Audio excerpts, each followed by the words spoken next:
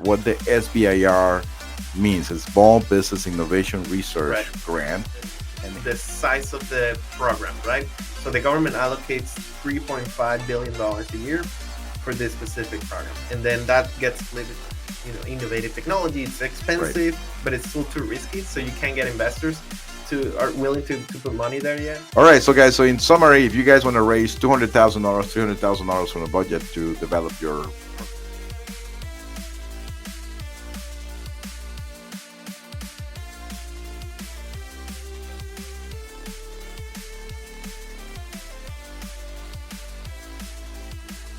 good morning, good evening, good afternoon. You guys are watching and listening to TechEDTV podcast with Dr. Edwin Hernandez here. We have a special guest from Spain, a great company. Those of you that are into technology and looking for funding, grants, and that sort of thing. So we have Fernando coming from Inspíralia. How are you, Fernando? I'm good, Edwin. How are you?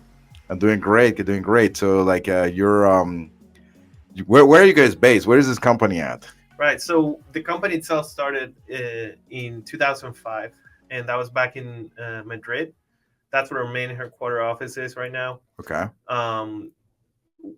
It's been growing, especially since 2012. That's when we started helping startups with one program called Horizon 2020 in Europe. So this is the largest R&D funding scheme for companies from the European Commission.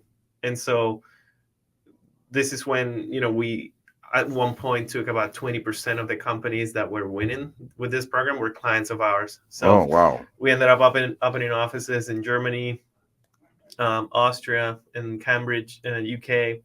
And then 2017, that's when we decided to expand our business, come to the US, and chose Miami as our headquarter office here because it's a great place. And the main reason why we did that is that whole program we had been working with companies with over there in Europe was based on the SBIR and STTR program. Which in the European Union. Exactly. So it followed, they took the same structure, the same idea behind this. Here the SBIR has been around since the 80s. So they implemented that for European companies, right? So we had the understanding of how the program works and the right stage of development, and specifically the technologies that end up winning these awards. And so we decided, all right, let's try it in the US too, completely different market.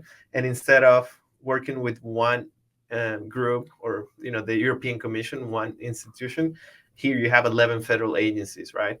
So Department of Defense, Department of Energy, NASA, National Institutes of Health, National Science Foundation.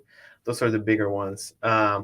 And what we help clients or startups. And when I talk about startups, these are companies that are trying to develop innovative solutions and deep tech and intense on R&D.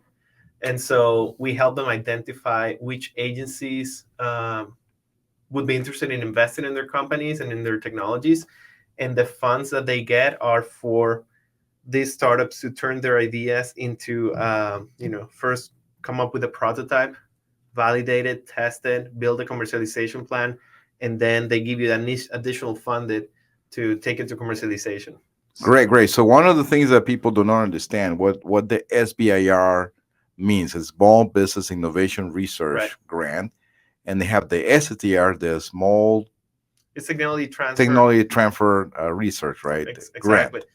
So the difference between the two of those are on the SBIR side, you as a small business, you're the lead applicant. It's your project, your research, and you can have subcontractors, but you can only outsource 1/3 of the entire budget, right? When you do an STTR, this is usually when, as a startup, you don't have the facilities or even team members that can cover the needs for that specific project. And so you partner up typically with a university, right? A research institution.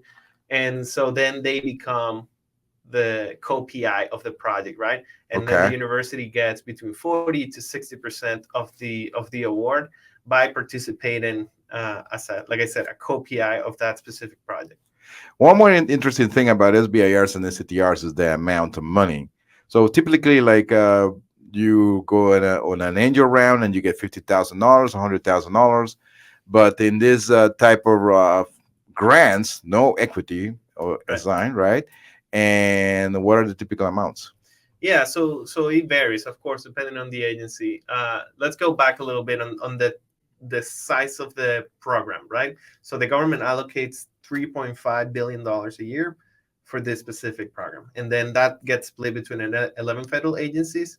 Uh, it's not a very fair split. So the Department of Defense gets 1.8 billion, Okay. and then the other 1.7 goes to the other 10 federal agencies, right? Okay. And so then obviously those agencies that have the largest budget, they can have three solicitations a year, for Okay. example. Smaller agencies just have one. And then going back to your question, yes, it's split between a phase one where you sort of work on a concept development feasibility study. You're trying to find out whether that technology is something that can actually be done or not. And then a phase two award is when you already prove that it works in theory, then okay, here's some additional funding for you to develop the prototype and commercialize it, right? So you get on that phase one, on average, 150,000, maybe 250,000. It can go up to 300,000, depending on the agency, like I said. And then a phase two award, which it's usually $1 million, but again, depending on the agency, can go all the way up to $1.7 million. Great, because entrepreneurs usually forget that grants are available, especially if you are high tech grants. This is not to write an app, basically. This is not to Exactly. like make a little like application to connect with ChatGPT. Don't get that wrong. That's not the type of research. Typically, give us an example of what kind of research have you guys filed, something interesting that you guys can share with the public. Absolutely. So without going so much into details about the one specific company, but one example I'd like to give is, and again, going back to the SBR program, you don't have to choose one of the agencies to be the one that funds your project. You can actually go to two or three or four of them, and with your same project, ask each agency to fund a different set of activities for that Okay. for that project, right? So let's imagine that you're developing a medical device, and so there is a software and hardware component there. So you can go to the NSF, the National Science Foundation, and you ask them to cover the activities related to the computer science part of that project, right? Okay. And then you can go to the NIH. Let's say that this medical device needs to be tested, right? Right. And so Right. you need to run a small a study in human subjects, small group, maybe 12 people, 15, 50 people. And so you go to the NIH and you ask them, hey, I need funds to run this pilot, right? Okay. So that's same project, but you're going to two different agencies and they're covering two different sets of activities. So in other words, basically you can split the bill across multiple agencies. Right. One give you 100,000 for the hardware, one give you another 200,000 for some maybe tests, Mhm. and another one could give you like another 50,000, 100,000 for Yeah, the software, for the hardware, whatever, so exactly. whatever parts you need for Exactly. that. And then you can go even further than that. You can then uh, repurpose the solution, or let's say you already have this prototype, and then you can figure out a way for military personnel to use it, right? Right. So then you have a third project now, different application, and so that opens up another world. Like I talked before about how it split the whole entire budget per year. Mm-hmm. So within the Department of Defense, you have obviously Army contracts, Air Force, Navy, and so you can have applications for each one of these branches, right? Do you really have to have a PhD to apply for some of these grants, or basically anyone with like a strong technical background can apply? That's a good question. So not necessarily. Some agencies, for example, the NIH, they do require that as for the PI of Well, the a company. PhD in Exactly. electrical engineer, also in medical field, whatever. Correct. But then if you go to National Science Foundation, for example, that's not a must. And they just want that one of the co-founders of the company or the inventor of the technology, Mm-hmm. it should be the PI, right? The principal So investigator, not PI, only principal investigator. Just so you guys correct, didn't know. yes, sorry about that. And not only that you are, you have a strong technical background, but that you're the expert in that specific, project that you want to. And what happened? Let's say like I do the SBIR. I've seen some companies that do SBIR, CTR grants, and then they go and commercialize that to the industry. Mhm. What happened to the rights to the government, or can the government get any rights on that, or is completely now owned by the company? Yeah, it's owned by the company, 100%. The idea behind the way, because obviously this is taxpayer money, like you said, it's not a loan, it's a grant. You don't have to pay it back. It's equity free, but the idea is, all right, we know that you as a startup developing this innovative technology, it's Right. expensive, but it's still too risky, so you can't get investors to are willing to put money there yet. So we'll help you fill that gap, but then you know we trust that 5 or 10 years from now your company is big enough so that you hire 100 150 employees, and that's how you pay it back down the road. So basically, you pay back by like in creating more innovation for America, maintaining the whole leadership in terms of or technology lead in the world. And then, but your organization can actually file for European grants as well. Is that right? Right. Yeah. So we still have the entities of the group in Europe, and so we help companies get grants from the European Commission, and then also local grants. Right. So grants that are only provided in Germany or only in Austria, things like that. And any like famous company around this industry, let's say ChatGPT or any of those companies, Microsoft, Google, has had are do they ever file for a grant at any point in their Yeah. lifespan? Yeah. SpaceX, for SpaceX. example, Okay, tell us about the SpaceX. that's a great example. I mean, a lot of these companies, and now I'm not talking specifically about SBIR and STTR, but they're bigger contracts than this. And a lot of funding comes from the government, and they're not necessarily private contracts. The same with Moderna, the vaccine that they developed. It was initially funded by the government as well. Great. And in that sense, basically, like, what's the process like? Let's say, like, I have this prototype idea. I maybe have done some work in my house, and I know I need more equipment. I need more engineering talent, and I write the SBIR. Your company helps write the SBIR. Right. What's the timeline, and what are the different milestones an entrepreneur should follow before they get the money in their bank account? Right. So the first thing we do as a company for us is validate the project, right? So what I mean by that is we need to look at get a good understanding of what is it that you have, what's your idea, and what are the steps you need in terms of research and development to get to that point. How much funding you need, and what's the timeline required for that. Based on that, we can identify the opportunities within the SBR STTR program. So which agencies would be interested in this, and then when the next deadline comes, right? With that, we can then we actually write the proposals on their behalf. So we have a technical writer. This is someone that's an expert on, or has an academic background linked To the to the technology technology, or the venture, exactly. yes. Okay. And then a senior consultant who's an expert in the specific agency, right? So we use both their perspectives, to make it as attractive enough for that specific agency. So we design objectives and challenges, even, which is part of the proposal, that are well aligned to what the goals of the specific agency. And then obviously it's the technology from the company, so they're the experts there, so they're the ones that feed us the information. Okay. Then we just put it together and submit the proposal.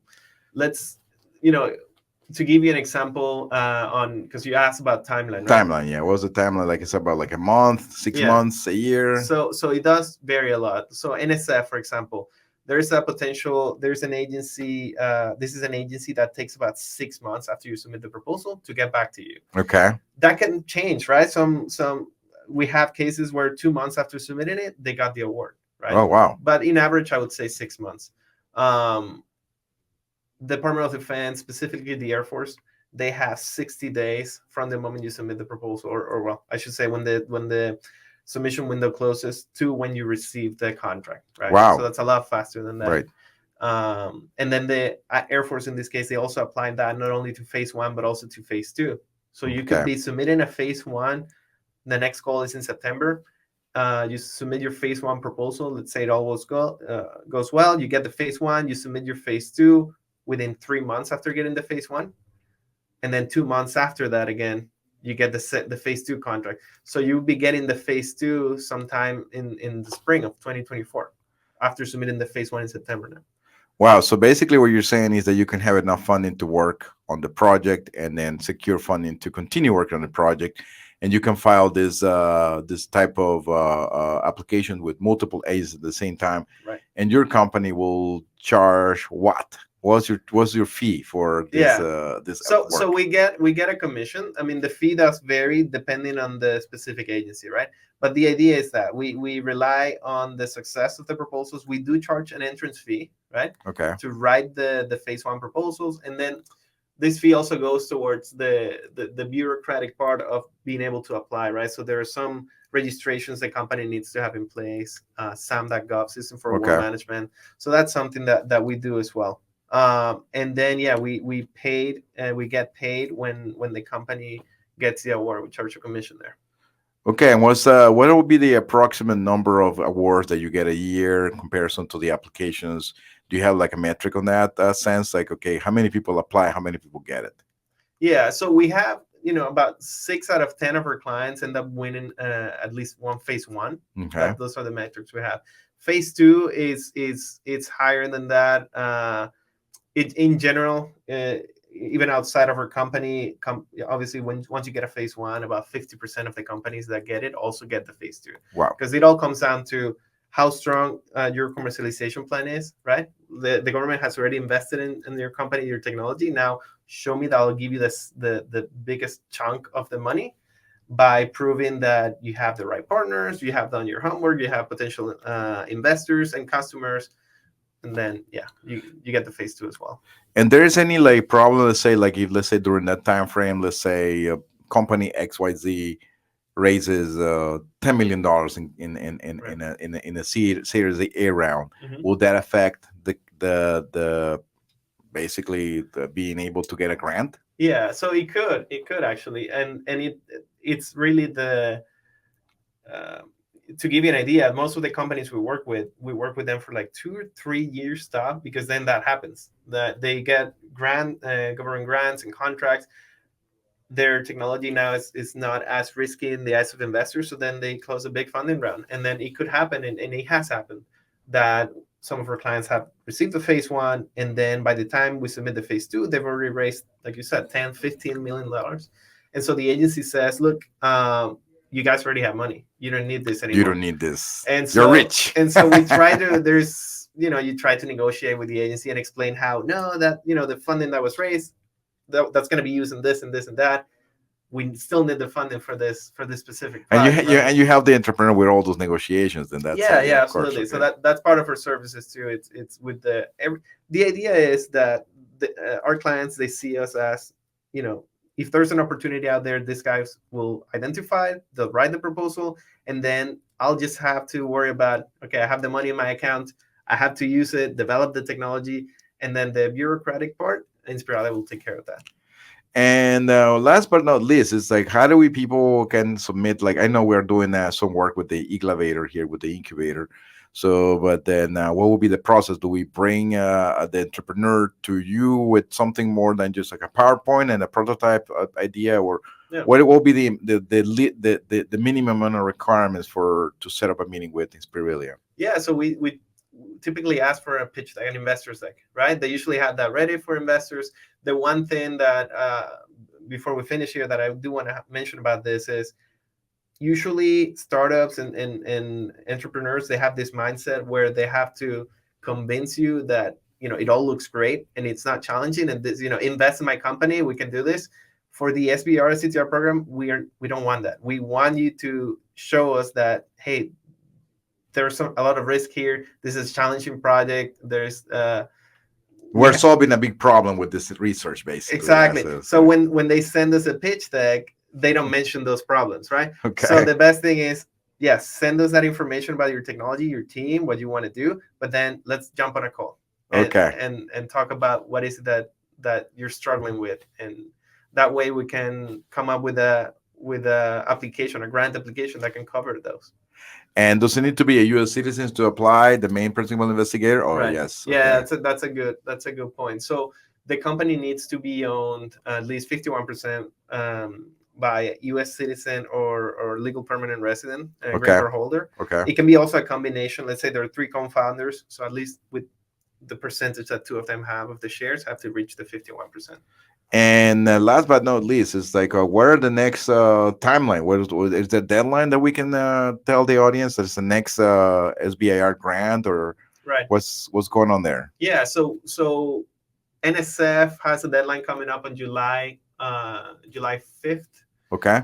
That one is a little bit tight, to be honest, because not only for us to write the proposals, I didn't go into this, but it can take up to 8 weeks for us to just write one application. Right. But then there's also the part about the registrations that the company needs to have in place, and those could take 10 weeks to have them. So if you already have a registration, you might be able to, but if Exactly. you don't, then you need to account for those 10 weeks. And after the NSF, what is next? Is an NIH, I guess? Or? NIH, correct. So NIH has another deadline coming up on September 5th. Okay. And then this Air Force program we were talking about, AFWorks, it's not official yet, but it should be on September 28th this year. Okay. And last but not least, you're helping one of our startup, Adam Rehabilitation. They have I interviewed Jordan here, so he has the exercise machine here. So what do you think about that? It's like, is he applying for an NIH grant or? No, what we're discussing is to present this to the Air Force. Air Force. Yeah, so it's a solution for neck pain and shoulder pain for pilots. This is a big problem. And the good part here is that all the reviewers, they've gone through that, right? Okay. So that Air Force person, they're pilots. Exactly. So they will easily understand the issue, and we believe they're going to be really interested in the solution that Jordan is developing.